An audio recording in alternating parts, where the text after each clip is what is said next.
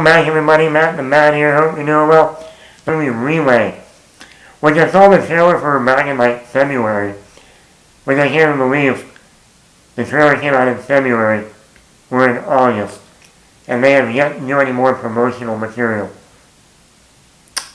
But it has Riz Ahmed, Lily James, Sam Worthington, and Willa Fitzgerald, and it's directed by David McKenzie, who did Hell or High Water back in 2016. Great movie.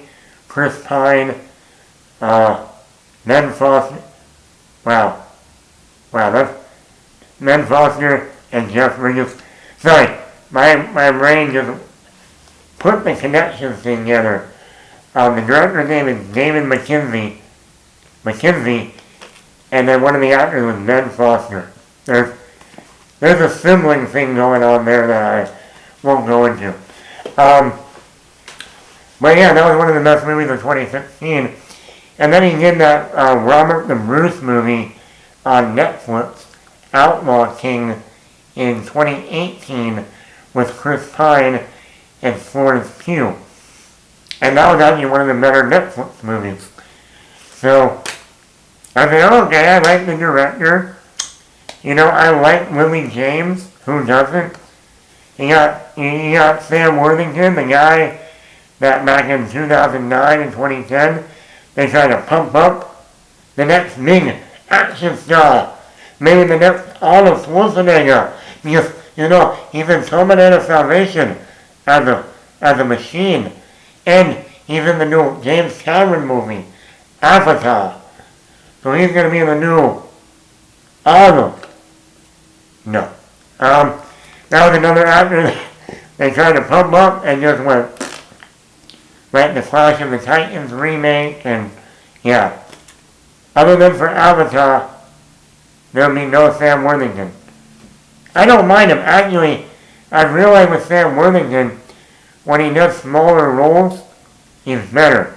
But when he's starring in a movie, no can do. No can do. So the movie is called Relay. And I was happy. I was like, okay, I wanted to see this movie. So I get to see it 10 days early. Woohoo! So let's get into it. Positives.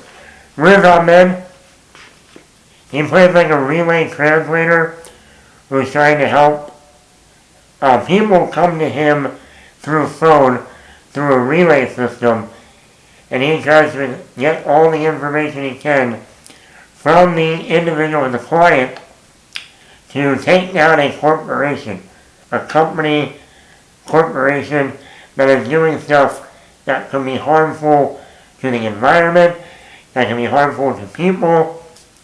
So the company is doing illegal shit, and Riz Ahmed is trying to expose them with the help of the client that is sending all the information through a phone relay system.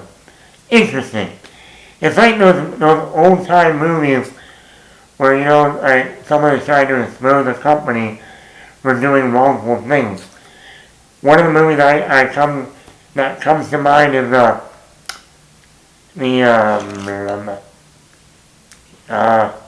Campbell.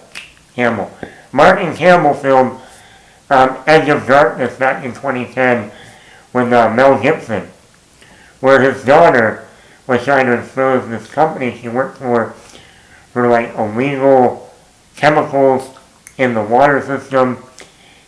And I thought Riz Ahmed was really good, very soft-spoken, very more quiet, but his back and forth with Lily James just on a phone, you're almost captivated by that. Then you got Lily James, who, come on people, it's Lily James, Baby Driver. She was in The Iron Claw. She's been in one of the very few good live-action Disney movies in Cinderella. She was in the movie that won Gary Oldman his Oscar, Darkest Hour. She was in that Pride, Prejudice, and Zombies. I like Lily James. And she's great in this movie. Like as he comes up, he's the one that's trying to expose the company with the help of Riz Ahmed. And like then their dialogue just going back and forth on the phone is great. And then this movie is very suspenseful. I mean, this movie even, I think, keeps you on the edge the entire time, which I think was really good. I mean, it's mainly just dialogue throughout. For almost a 2-hour movie, the movie moves at a very well pace, I thought, to it. Also, a really good score throughout. And I thought the script was really good. The dialogue was rich and kept you interested throughout the movie. And it worked on that level. Some of my negatives with the movie. One of the other bad people, besides Sam Worthington, who's like the head honcho, the top dog, which he did a good job too in the movie. But one of his groupies is Willa Fitzgerald, who you might know from the first season of Reacher on Amazon. He's also been in a couple of Mike Flanagan stuff, like the Fall of the House of Usher on Netflix. He was in the Scream TV series on MTV. She's a really good actress. But I didn't see the point of her in the movie. She really doesn't do anything. She barely has any dialogue. I wish they did more with her character than the little she does. She's just there to be there most of the time. And then this movie has a third act twist. And it doesn't even come like at the beginning of the third act. It's like in the middle, in like the last 10 to 15 minutes of the movie. And you go, huh? Number one, why did this movie need a twist? Number two, when the twist happens, you go,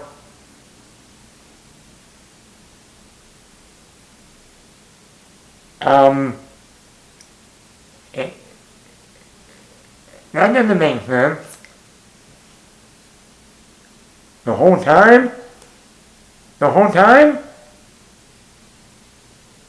Then what was the point? What was the point? And there's a part of me that I think I kind of know the point, but then I'm like, no. This movie didn't need a twist. If you were going to have a twist, I would expect it to be from another character. But no. This movie doesn't need a twist. And this movie would have been up here for me. It would have been one of my favorite movies of the year so far. But because of the twist, it's like right in the middle. So I'm going to give it like a 3 I'm going to give it a 4 out of 5.